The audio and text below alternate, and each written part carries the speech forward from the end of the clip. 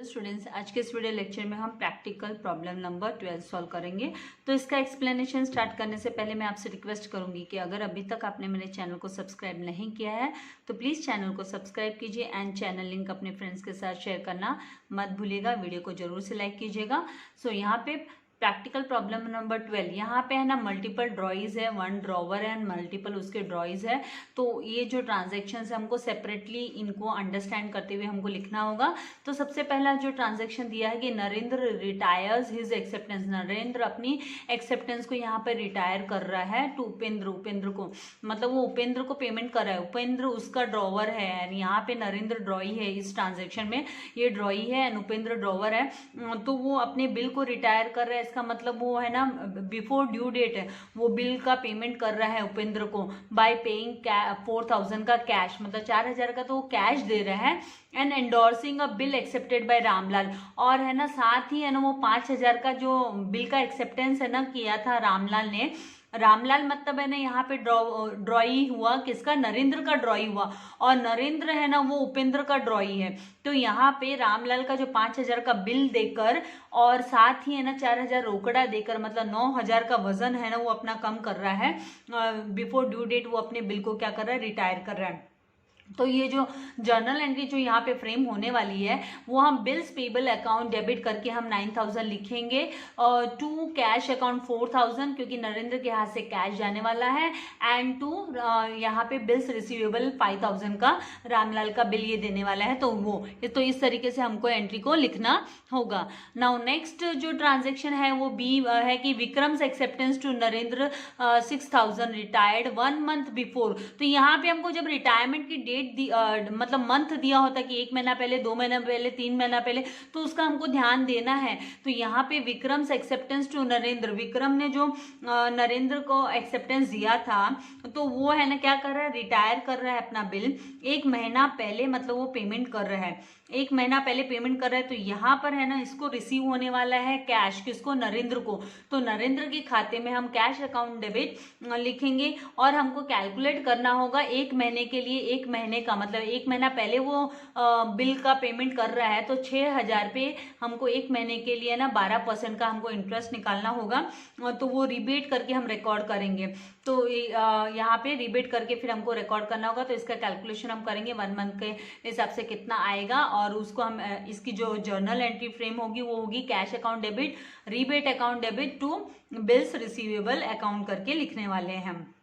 उसके बाद में जो थर्ड जो सी दिया है इसमें बोला कि Dilip renews his acceptance, Dilip है ना अपनी एक्सेप्टेंस को रिन्यू कर रहा है टू नरेंद्र, नरेंद्र को रिन्यू करके दे रहा है फॉर 12000 12000 के लिए। तो 12000 का रिन्यूअल किस हिसाब से कर रहा है, वो है ना 4000 का तो कैश पेमेंट कर रहा है, पेइंग क्या 4000 का कैश। तो पहले तो रिन्यूअल की एंट्री हमको दिखानी होगी, रिन्यू कर रहा है इसलिए Dilip's account debit to bills receivable account 12000 का हम दिखाएंगे। और उसके बाद में हमको क्या करना है, इसका जो 4000 का ये कैश पेमेंट कर रहे हैं तो हम कैश की एंट्री दिखाएंगे कि cash account debit to Dilip's account 4000 and उसके बाद में हमको है ना फ्रेश बिल का भी एंट्री दिखानी होगी।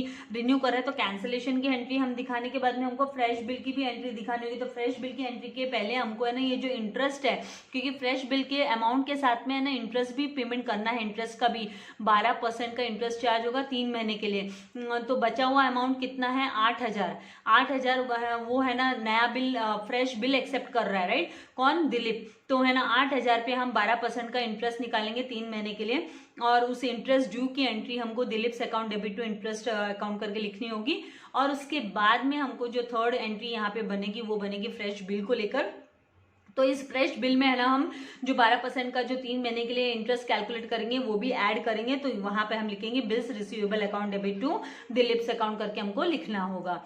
Now the next fourth one, यहाँ पे बैंक इन्फॉर्म नरेंद्र, बैंक ने ना नरेंद्र को इन्फॉर्म किया Kartik acceptance for 13000 to Narendra की भाई कार्तिक का जो 13000 का जो एक्सेप्टेंस था, ठीक है, कार्तिक का एक्सेप्टेंस जो नरेंद्र ने बैंक के साथ डिस्काउंट करके लिया था, discounted with the bank, bank के साथ डिस्काउंट करके लिया था, वो डिसऑनर्ड हो गया है, वो डिसऑनर्ड हो गया है।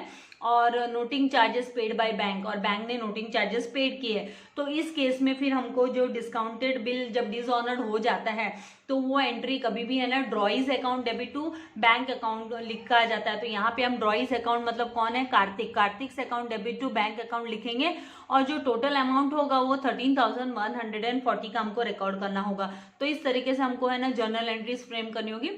तो मैंने फॉर्मेट रेडी रखा है, तो 1 बाय 1 मैं सारे ट्रांजेक्शन्स की एंट्री आप कैसे रिकॉर्ड करोगे वो आपको नोटबुक में दिखा देती हूँ। यहाँ पर सबसे पहले हमको क्या करना है कि आपको समझ लेना है कि भाई ये नरेंद्र की बुक में बनाना है, और नरेंद्र की बुक में ये ड्रॉवर भी बन रहा है यहाँ पे और ये ड्रॉई भी बन रहा है। तो जो सबसे पहला जो स्टेटमेंट है मतलब ए वाला, उसका मैं आपको बता देती हूँ कि यहाँ पर है ना जो नरेंद्र है वो है ना अपना जो बिल है वो रिटायर कर रहा है नरेंद्र। तो नरेंद्र यहाँ पर इस ट्रांजेक्शन में ड्रॉई है, और उसका जो उपेंद्र है वो उसका ड्रॉवर है। उपेंद्र क्या है, उसका ड्रॉवर है, और यहाँ पे जो उपेंद्र वो ड्रॉवर है, उपेंद्र ये ड्रॉवर है, ठीक है।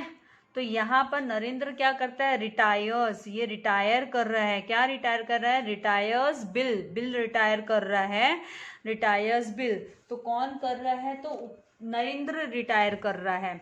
तो कितने अमाउंट का बिल है, तो यहाँ पर बिल का अमाउंट हमको कैसे पता चलेगा कि इसने ना नरेंद्र ने कैसे रिटायर किया अपने बिल को। उसने उपेंद्र को एक तो कैश दिया, कैश कितने का दिया, तो उसने कैश है ना 4,000 रुपीज़ का उसने कैश दिया इसको, किसने, नरेंद्र ने। पेड बाय, हाँ पेड, कैश पे किया 4,000 का, किसको, उपेंद्र को पे किया। और दूसरा नरेंद्र ने ना एंडोर्स किया, क्या एंडोर्स किया, तो बिल एंडोर्स किया, तो बिल एंडोर्स्ड, तो बिल रिसीवेबल इसके हाथ से जाने वाला है। तो इस तरीके से आपको एंट्री को कर लेना है कि बिल रिसीवेबल, तो कितने का बिल रिसीवेबल है, उसका 5,000 का बिल उसने, जो रामलाल का बिल था, नरेंद्र का जो रामलाल वाला बिल था, रामलाल एंडोर्स्ड, रामलाल्स बिल उसने एंडोर किया, रामलाल्स बिल है ना उसने एंडोर्स कर दिया। तो मतलब उसके यहाँ से बिल्स रिसीवेबल भी गया नरेंद्र के यहाँ से, और नरेंद्र के यहाँ से कैश भी गया। तो नरेंद्र की बुक में नरेंद्र क्या रिकॉर्ड करेगा, वो बिल्स पेबल वर्ड यूज करेगा, क्योंकि है ना उपेंद्र उसका ड्रॉवर है और नरेंद्र ड्रॉई है, और वो बिल रिटायर कर रहा है, ठीक है। वो हिज एक्सेप्टेंस वर्ड यूज किया, मतलब वो अपना बिल है ना जो उसने एक्सेप्ट किया था, उसने उसकी एक्सेप्टेंस रिटायर कर रहा है। तो जो पहली जो एंट्री आएगी हमारी ए, हम यहाँ पे लिख लेते हैं, क्योंकि यहाँ पे क्वेश्चन में ए ट्रांजेक्शन है तो हम ए लिख लेते हैं, और यहाँ पे लिखेंगे bills payable account debit to cash account 4,000 का कैश, इसके यहाँ से 4,000 का कैश गया, और इसने अपनी बिल्स रिसीवेबल अकाउंट, इसका 5,000 का बिल रिसीवेबल भी इसने दे दिया। तो मतलब हमको मान के चल लेना है कि उसका जो बिल पेबल था वो रिटायर किया उसने, वो 9,000 का टोटल था, 9,000 ऐसे लिख लेना है आपको। और फिर नरेशन में हम लिखेंगे बिंग, इजी है, खाली कॉन्सेप्ट को समझना है आपको। बिंग उपेंद्र ड्यूज, जो ड्यू था, क्लियर्ड बाय, इसने क्लियर किया, cleared bye paying cash and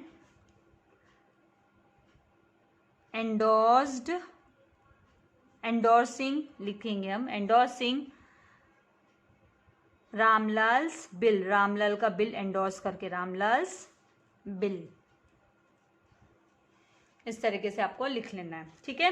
फिर बाद में जो सेकेंड ट्रांजेक्शन है बी, उसको कैसे रिकॉर्ड करेंगे हम, तो बी ट्रांजेक्शन में बात आ रही है कि भाई यहाँ पर बी जो ट्रांजेक्शन है, बी ट्रांजेक्शन में क्योंकि अलग अलग बहुत सारे नेम आ रहे हैं तो कंफ्यूज थोड़ी ना होना है, अलग स्टेटमेंट को अलग तरीके से आपको कंसिडर करना है। अब बी का कोई लेना, ए पार्ट से कोई लेना देना नहीं है। तो बी में विक्रम से एक्सेप्टेंस टू नरेंद्र, वो है ना उसने क्या कर दिया, रिटायर कर दिया। तो है ना यहाँ पर नरेंद्र का जो बिल, नरेंद्र के पास पैसा आ रहा है रिटायरमेंट का, बी वाला आपको डायरेक्ट भी आप यहाँ पे लिख सकते हो कि उसको कैश रिसीव हो गया, कैश अकाउंट डेबिट।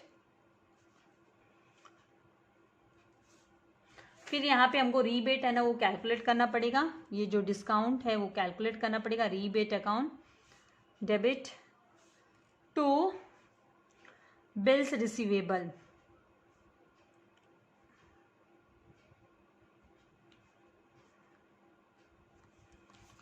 तो कितने अमाउंट का बिल, तो विक्रम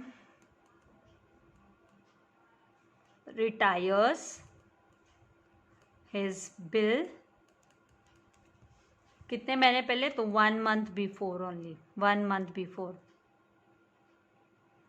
तो रीबेट कैलकुलेट करना है, तो रीबेट इज इक्वल्स टू जो amount of bill multiply by unexpired period multiply by rate, जो रेट ऑफ डिस्काउंट है वो, ठीक है। तो यहाँ पे अमाउंट, जो बिल का अमाउंट है वो कितने का है विक्रम का, तो 6000 का बिल, तो 6000 मल्टीप्लाई बाय 1 अपॉन यहाँ पे अनएक्सपायर्ड पीरियड कितने का, ये 1 month बिफोर उसने कर दिया, तो 1 month, तो 1 अपॉन 12 हम लिखेंगे, multiply by rate of interest कितने का, तो 12 अपॉन हमको 100 लिखना होगा, ठीक है। तो यहाँ पे this 2 zeros will get cancel with this 2 zeros and 12 1 जा 1, 12 1 जा 1, तो कितना टोटल 60 रुपीज़ का डिस्काउंट, डिस्काउंट कितने का, 60 रुपये का।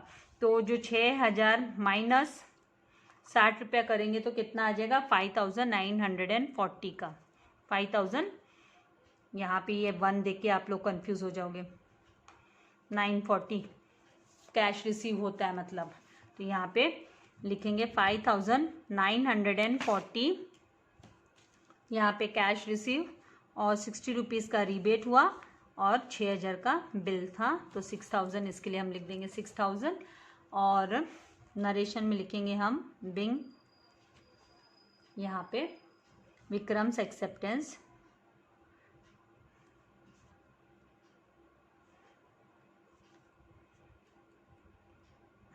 रिटायर्ड एंड यहाँ पे rebate calculated at the rate of 12% per annum, ठीक है। उसके बाद में सी वाला जो है, अब ए और बी के साथ सी का कोई रिलेशन नहीं है, ठीक है, सी वाला आपको सेपरेटली ही देखना है। यहाँ पे है ना जो दिलीप है ना वो रिन्यू करता है बिल अपना, दिलीप है वो ड्रॉई है, दिलीप ड्रॉई है, और वो रिन्यू करके देने की बात कर रहा है, किसको, नरेंद्र को, कि भाई मैं अपना बिल है ना जो 12,000 का बिल है, 12,000 का बिल है वो है ना वो रिन्यू कर रहा है, तो उसमें से कैश वो पेमेंट कर रहा है, रिन्यूअल, ये रिन्यूअल करने की बात कर रहा है, रिन्यूअल, ठीक है। तो कैश दे रहा है वो कितना, 4000 का कैश दे रहा है, और बचा हुआ जो 12,000 में से 8,000 है वो रिन्यूअल की बात हो रही, रिन्यूअल करके दे रहा है 8,000 का। तो इस रिन्यूअल वाले पे 8,000 पे हमको है ना 3 महीने डिले होने वाला है, तो इस पे प्लस यहाँ पे है ना इंटरेस्ट कैलकुलेट होगा, इंटरेस्ट कैलकुलेट होगा इस पे, इंटरेस्ट भी इसमें प्लस होगा फ्रेश बिल में, रिन्यूअल मतलब फ्रेश बिल हो गया, तो फ्रेश बिल में इंटरेस्ट भी कैलकुलेट करना पड़ेगा eight the rate of 12% for 3 months, क्योंकि 3 महीने आगे जा रहा है बिल की डेट, अब क्योंकि ये ना एक तरह तो कैंसिल हो रहा है, मतलब बिल, इसका मतलब क्या हो रहा है कि बिल कैंसिल हो रहा है। रिन्यूअल की बात आ गई, जब रिन्यू वर्ड आ गया, रिन्यूज बिल, तो पहले तो कैंसिलेशन की एंट्री दिखाओ, इसका मतलब 12,000 का दिलीप का जो बिल था वो कैंसिल हो रहा है, तो उसके डिसऑनर की मतलब कैंसिलेशन की एंट्री हमको दिखानी पड़ेगी। तो हम पहले दिलीप ड्रॉई का अकाउंट को डेबिट करेंगे, तो दिलीप्स अकाउंट डेबिट, क्योंकि ये हमारा ड्रॉई बोले तो हमारा क्या है, डेटर है, तो ये इंक्रीज हो रहा है, Dilip's account debit to bills receivable, और हमारा जो एसेट है ये बिल रिसीवेबल जो एसेट है वो हमारा कैंसिल हो रहा है, तो बिल्स रिसीवेबल को हम क्रेडिट कर देंगे।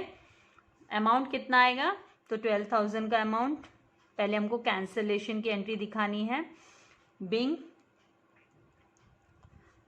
दिलीप्स बिल कैंसल्ड, ठीक है। उसके बाद में ये पहला हुआ। सेकंड, अब इसमें है ना कैश, भाई वो कैश देने की बात कर रहा है ना, 4000, उसने बोला कि भाई 4000 में रोकड़ा दे देता हूँ, तो ये 4000 रोकड़ा पहले रिकॉर्ड कर लेना है। तो कैश अकाउंट डेबिट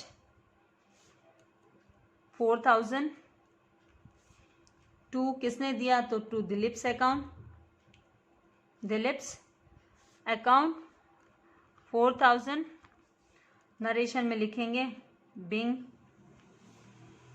यहाँ पे पार्ट कैश रिसीव्ड हो गया, राइट, पार्ट पेमेंट रिसीव हो गया एक तरीके से, तो हम पार्टली कैश रिसीव्ड। उसके बाद में जो थर्ड एंट्री आएगी वो आएगी इंटरेस्ट ड्यू की। पहले इंटरेस्ट ड्यू की एंट्री दिखाएंगे हम, क्योंकि इंटरेस्ट ड्यू है तो हमको इंटरेस्ट भी कैलकुलेट करना पड़ेगा। तो पहले Dilip's account debit to interest account, interest income होता है ड्रॉवर के लिए, तो इसलिए वो क्रेडिट में लिखा और उसका डेटर भी इंक्रीज हो गया। अब इंटरेस्ट कैलकुलेट करना पड़ेगा, तो कितने अमाउंट पे कैलकुलेट करना है हमको, 8000 पे। तो हम यहाँ पे interest is equals to amount है 8000 मल्टीप्लाई बाय 12/100 मल्टीप्लाई बाय 3/12 करेंगे। तो 12 1 12, 12 1 12, this 2 zeros will get cancel with this 2 zeros, तो 8 3 24 एंड ये 0, तो 240 आएगा। तो यहाँ पर अब हम लिखेंगे 240 रुपीज़ का इंटरेस्ट ड्यू का एंट्री। यहाँ पे लिखेंगे नरेशन में being interest due on balance amount, जो बैलेंस अमाउंट है उस पर इंटरेस्ट ड्यू है, being interest due on balance amount. उसके बाद में जो नेक्स्ट हमको लिखना है वो हम लिखेंगे किसको लेकर, फोर्थ एंट्री जो होगी वो नया फ्रेश बिल बनेगी उसकी एंट्री। तो फ्रेश बिल में ये इंटरेस्ट भी इंक्लूड कर देना है। तो बिल्स रिसीवेबल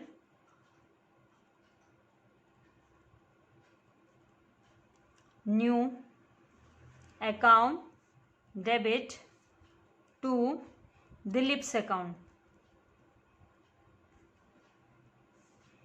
कितने की होगी, तो बैलेंस कितना अमाउंट था, 8000, 8000 प्लस 240 इसका, तो टोटल 8240 का न्यू बिल का अमाउंट होगा, फ्रेश बिल का अमाउंट, ठीक है। तो यहाँ पे अब हम लिख देंगे 8240, 8240 और नरेशन में लिखेंगे हम being fresh bill received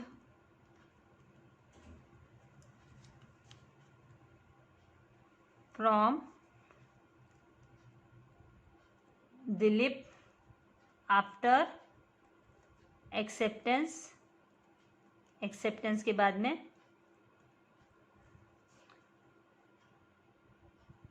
for remaining amount, बचे हुए amount, remaining amount plus interest at the rate of 12% per annum. इस तरीके से आपको लिख लेना है। तो इसकी स्क्रीनशॉट लेनी है आपको, इसकी स्क्रीनशॉट आप ले सकते हैं।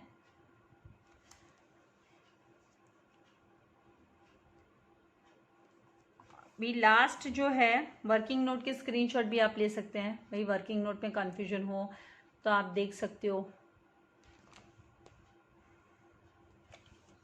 लास्ट जो है वो डी वाली एंट्री, अभी इसको अलग से सेपरेटली हमको कंसिडर करते हुए करना है। यहाँ पे क्या बोला है कि भाई बैंक ने इन्फॉर्म किया नरेंद्र को कि कार्तिक वाला क्या है जो एक्सेप्टेंस है 13,000 का, वो क्या हो गया, वो डिसऑनर हो गया।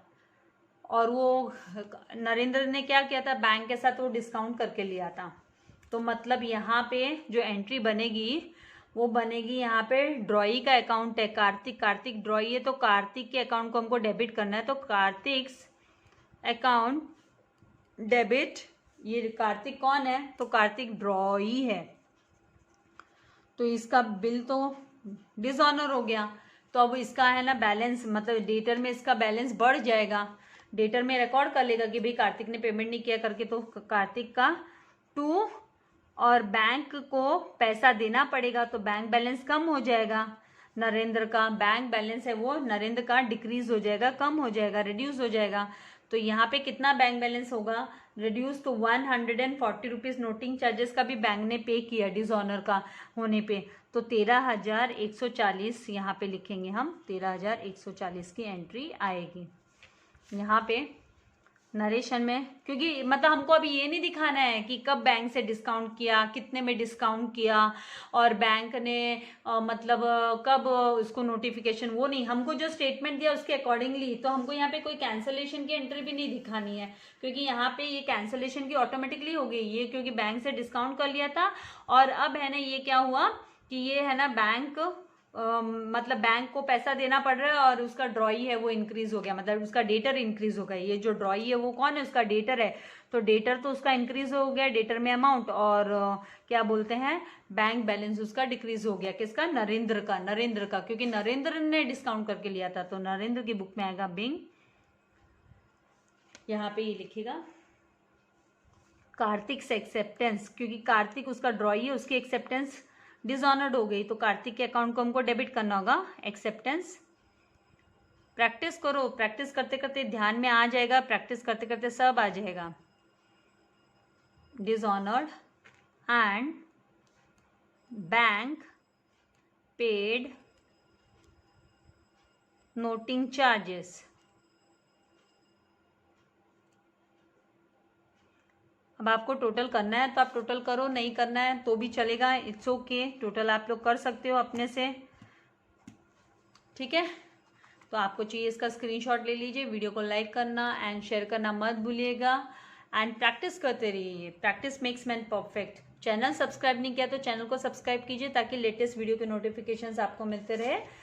Thank you very much, God bless you all dear students.